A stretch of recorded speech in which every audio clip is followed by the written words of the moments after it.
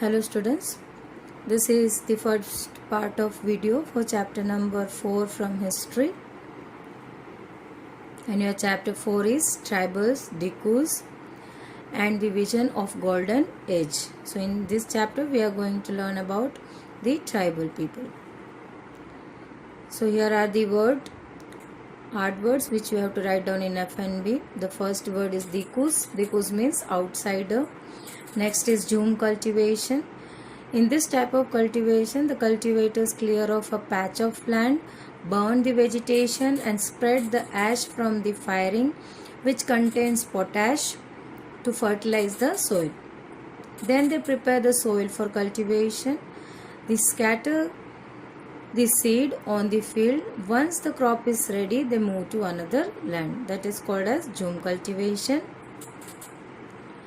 Fallow, a field left uncultivated for a while so that the soil recovers fertility. Maua, a flower that is eaten or used to make alcohol. Bewar, it is a term used in Madhya Pradesh for shifting cultivation. Sleeper, the horizontal plank of wood on which railway lines are laid. Akhara, wrestling ground. Siddhars, leaders, ya sardars, you can call it as leaders. Vaishnava, worshippers of Vishnu, Lord Vishnu. Satyug, the age of truth.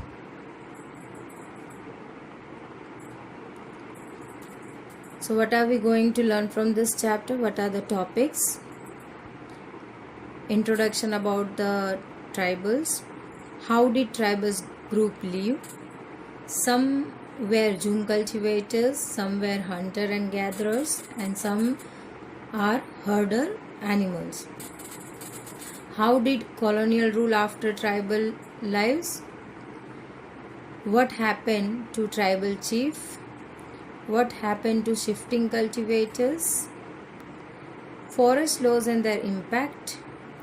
The problem with trade. The search for work. A closer look. Birsa Munda. So these are the topics that we are going to cover in this chapter. So the very first topic is introduction about the tribals. In the forest and village of Chota Nagpur in Jharkhand, a man named was Birsa began to be believed to have a miraculous power. So he was having a miraculous power. He declared himself to be a savior of people appointed by God. So he considered and he declared himself that he was appointed by God for what? For the savior of the people, to save the people.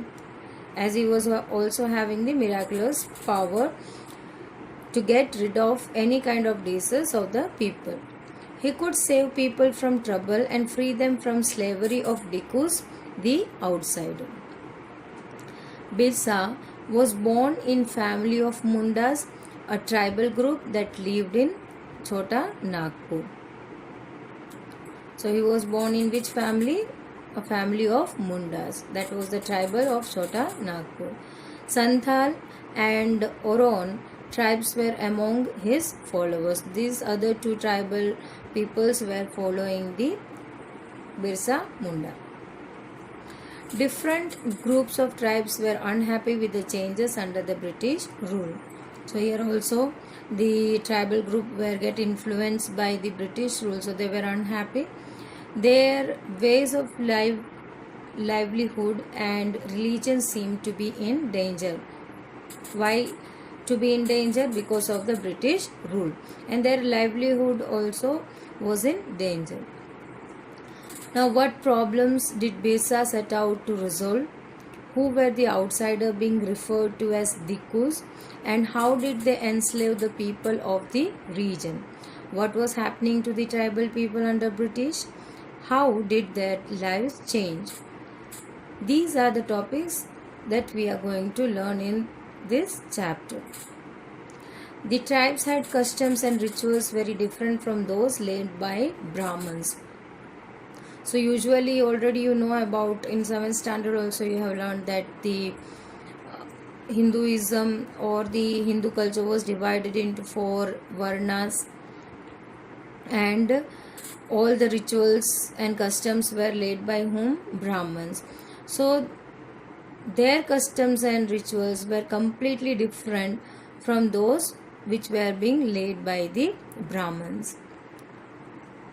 Tribal society did not have any sharp social division as we were having Varna later on the caste system. So this was not being followed by the tribal societies.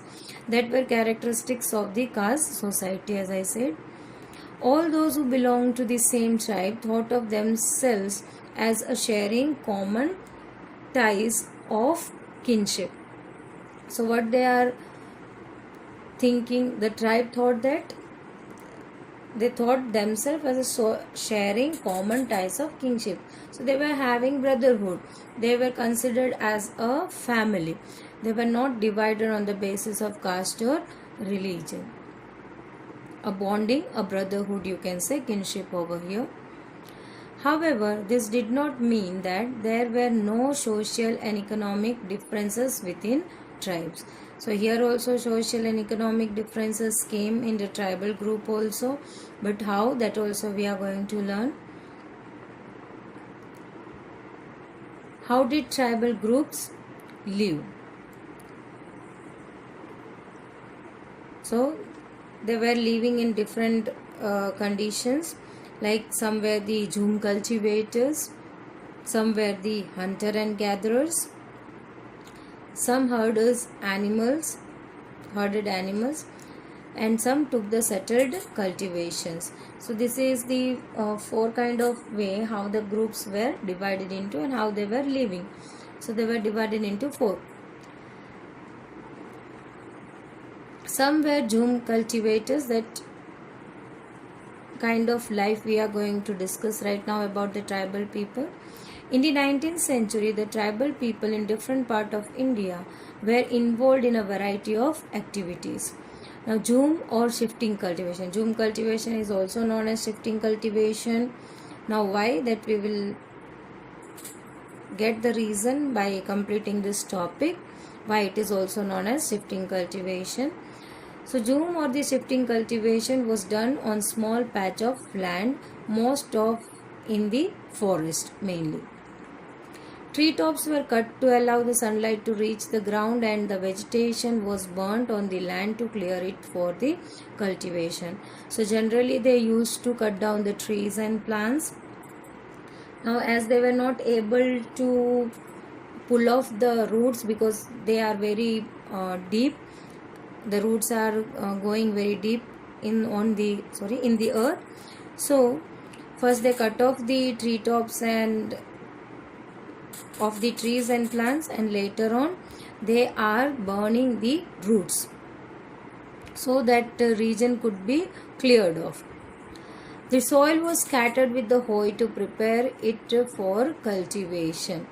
Now whatever the remains after burning, what remains? Ashes, or you can say potash, and that is the very important thing in the soil. It acts as a fertilizer. Now this is scratched with the hoe. For what? For preparing it for the cultivation. Once the crop was ready and harvested, the cultivators moved to the another field and left that field fallow for several years. So what happened later on after that process? They are growing the crops over there, they are harvesting it, and these cycles continue. Now after harvesting it, they are leaving that land for several years. So that is called as fallow, leaving that land to regain its fertility by their own.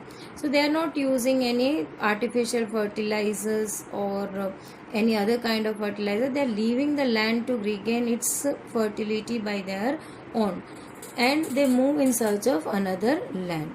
So this land is forgotten for a time period of time. Such cultivators were mainly found in the hilly and forested tract of northeast and as well as central India.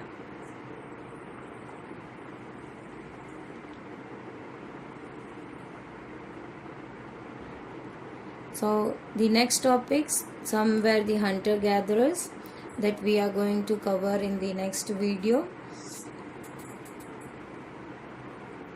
The homework, as I given glossary to write down in FNB. Whenever you will get the FNB after the correction, at that time you have to write down. So if I have given homework, don't get panic or don't get worried, where you will write down the homework. So later on when you will get the books after correction, you can write down, but homework I am giving with the video, so you can understand that the homework is from this video. Till then, stay tuned for the next video, next part of video of this chapter. Thank you.